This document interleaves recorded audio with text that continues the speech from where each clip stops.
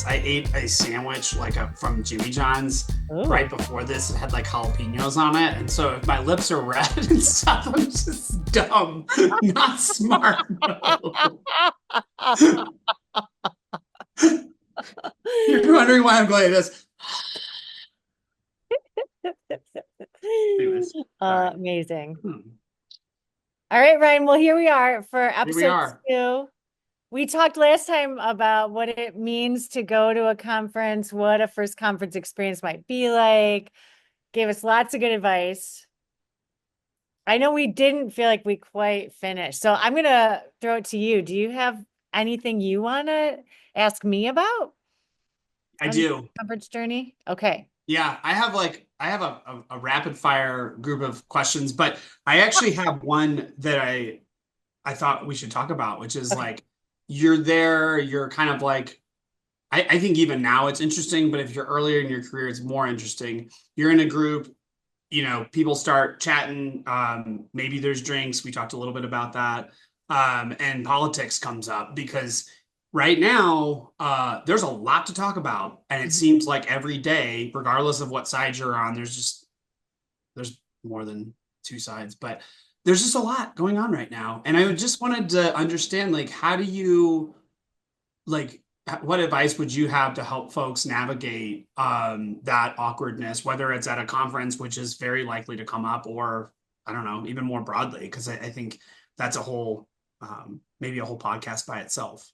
Agree. Yeah, it's such a good question. So I'll tell you what I have done, and then I will tell you how I'm thinking about this today.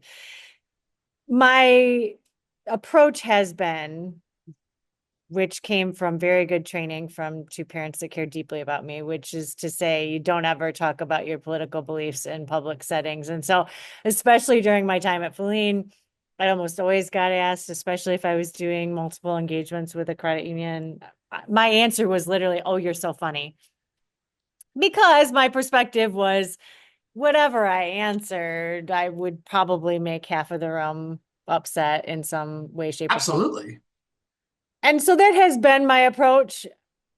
I will say, though, that is not everyone's approach. I think that there are some people that I respect a lot that have made a decision that they would be more open in sharing their perspectives.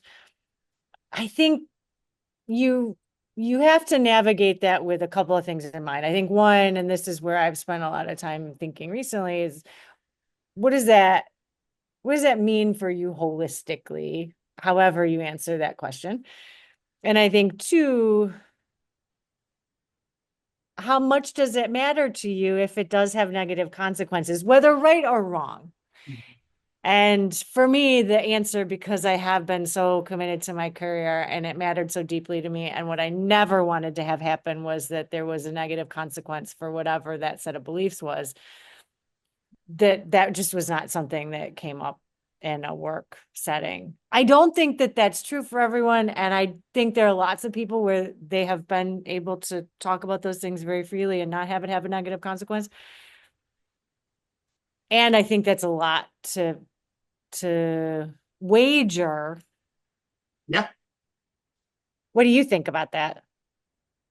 Yeah, I would agree with you. I think that it's a pretty emotional and divisive time. I just had a conversation yesterday where one of our ERGs, our connection groups here, was, bringing up some topics, and I was helping to kind of thread that needle because we have a mission to serve our members, and we have almost 300,000 members, and we've got to sometimes check our personal beliefs at the door when we're having these conversations, and so I think there's an angle where you can stay curious around that, and I think with any conversation asking questions about what the potential impact might look like if you're at a credit union conference, you can certainly tie that back to a question about, I mean, regulation, I think, is first and foremost. And there's now a new chair for the NCUA, and there's movement there, and so these are factual things that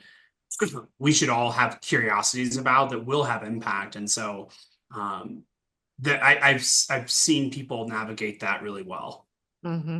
where they bring it back to what matters here from a credit union perspective. And I've heard folks, I think, that do it really well say, well, it's our credit union mission is Democrat and Republican. And so we might contribute to and support folks on both sides because we want people to help us move this thing forward. Agree. Well, and I think you bring up such a good point, which is what does matter when we're talking specifically about credit unions is that this is not at Community Financial, Tansley Stearns Credit Union. This is not Tansley Stearns shingle that I've hung out. Yeah. We represent a credit union as a cooperative financial institution. And so that purpose is something that our board has decided. Our ends are about what we collaboratively have come up with, that we want to create positive change in the world through this model. And so my politics don't have anything to do with that. Yeah. Yeah. I think even just saying like there's the personal side of this. And I think, what's really interesting is like how this affects our industry or how this would affect, our credit union. And I think everybody kind of agrees that there's a lot of change going on right now. And it feels a bit, it's interesting. So yes. That's why, that's so funny or that's interesting. Yeah, that's really interesting. Or this is wow, there's a lot going on right now. I think those are great responses in a, circle standing around where you might have someone that feels very confident in their political opinion and their own professional career. Because frankly, if you're at a credit union networking event, which is where that might come up, you're going to have folks that are more tenured in their career and they're very comfortable sharing their beliefs. And it's like, this is the way it is. Agree. So. And I think the most important thing for me was being protective of what I invested a lot in. And I do think that is thematic of this conversation, which is when you attend these events, how do you ensure that every step you take is a step toward your dreams and doesn't derail things for a reason that you would be sick about? Yep. So speaking of which, that's a good segue for the exhibit hall. And so as you think about the exhibit hall and you think about your career, I think it's easy to be like, oh gosh, there's a bunch of salespeople in there. I would love to understand kind of like how the exhibit hall can be something that might work in service to your career. Mm-hmm.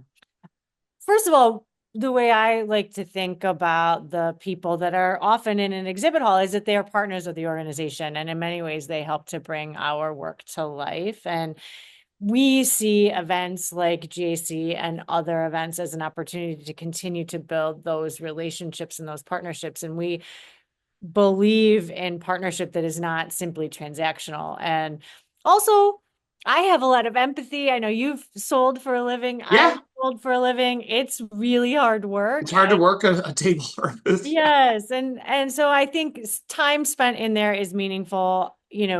I have a plan for how I approach that, which is about creating time and space with those partners that we are going to continue to be working with and we're building deep relationships with. I also think it's a great opportunity, depending on who else you're at an event with, to potentially have introductions to those folks. I know sometimes our board members just really like to get to know the partners that we are building relationship with. They are not necessarily interfacing with those folks day to day. And, with somebody like Lumen, for example, for us, it's a very important part of how we deliver a digital experience to our members, and understanding their philosophy of business can be really helpful. Same is true for people earlier stage in their career. It's really fun to walk through an exhibit hall, especially at JC, with somebody who's not been there before, who might be a crasher, and help them to build some of those relationships. That's the way I like to think about it. How about you?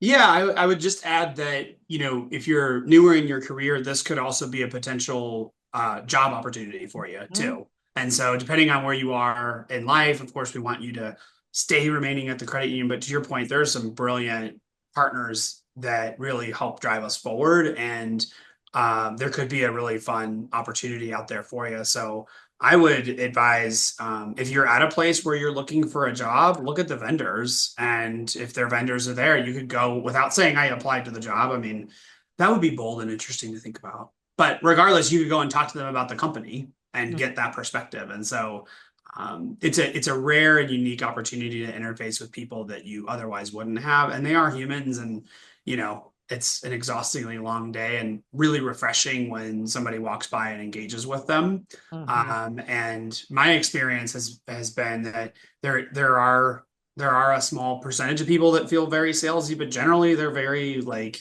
approachable and fun and interesting to hang out with. So Agree. Well, and I think you raised a really interesting point that goes back to your first question and this, which is the world itself is very small. If you're working in credit unions, it's even smaller. yeah, I often yeah. say for those that are in my age range, it's like a bad episode of 90210. And everyone knows everyone, and building those relationships over time, you just never know where your career might head or where a conversation with one person might need lead to another. And I think that approach to every conversation and every opportunity can be a really smart way to think about how you build your future. Yeah, absolutely. It matters. No question. No question. What's on your mind? All right. One of the things I think is really important, and I'm not sure we give it enough attention, is how do you leave?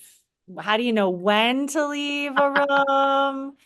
Do you leave with somebody else? What do you say? Do you have to do the Midwestern thing and make sure that 100 people have seen you say goodbye? How do you approach leaving? I think it depends on the size. So let's Mm. assume, it's GAC, so there's going to be some big half ballrooms or full ballrooms of people. I think if you make the hello rounds, then the saying goodbye without saying goodbye, like just walking out is fine. Um, there probably are like, if there's a host, which is always the case, a leader within that organization would be a really good person to make sure you at least said hi to. Also, having been to enough of these, it's exhausting, and you don't necessarily notice if somebody does kind of come by, swing through, and take off. I have that's all good. I have a lot of respect for those people. So saying goodbye can take a forever amount of time, though. So That's true. And yeah, I've heard some people say leave others wanting more. That that is a yes, good way to think yes, about your time when you're out yes. and about. Yeah. I mean, I think that at the end of a day, which is when a lot of those functions tend to be, like you can get small talked out, even the most extroverted of any of us. And yeah, making an appearance is fine. Yeah. You've spent much of your life as a recruiter. When people get home or they're on site or even preparing, how would you talk to folks about using LinkedIn? Yeah, that's a very long, interesting topic. So you with the app can see who's there. So I think connecting, like if there are people that you want to get to know or might have a similar track, depending on how you get introduced, or maybe you're interested in just learning more about their credit union or connecting with somebody by a skill set. It's about what you want to get out of that, which sounds, I don't know, maybe not as personable, but uh, you know, but there's only a limited amount of time. And so my recommendation would be you use it as a tool, use LinkedIn as a tool to research and understand somebody's background, obviously where they've come from, but pair that with the app that has all the people there. And a lot of them, I think, including the GAC one, you can message through it and kind of get connected on LinkedIn. And you know, get connected to those people. It's worth it. If you just meet them once, going home or going to the either when you get back or going back to the hotel and sending a few quick connection requests would be appropriate. They'll be kind of top of mind, and you can kind of build your network that way. That's smart. Who should people accept on LinkedIn or reject? I accept everybody. Oh, okay. Yeah, because then you can be seconds for this is like the old school recruiter in me, but I don't really see the downside anymore of not having a bigger, it's not Facebook, Instagram, Yeah. TikToks, whatever, the TikToks, but where you have more personal things on there. I think LinkedIn is that professional supposed to be, although I think sometimes it goes over into other stuff that's more personal, but I see the downside of accepting invites from people.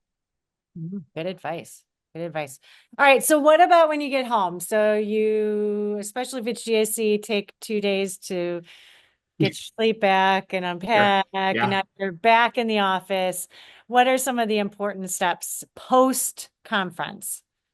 Yeah, I think that meeting with the boss, and doing a recap, if there was some type of, I would propose that, get some presentation practice and present to your team on what you saw, even if it's not a PowerPoint, even if it's just a meeting update, but it could be something if there was a session that you went to, or something that happened there that you really feel like was relevant that would be interesting to hear about.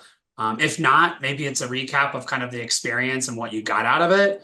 I hope and I think it will be really meaningful. And then I also think that so you've got a conversation with the boss. I hope that you all would have the opportunity to also share out with your team, with your peers, and have that kind of be a moment where you talk a little bit about the value or the impact that attending GAC had.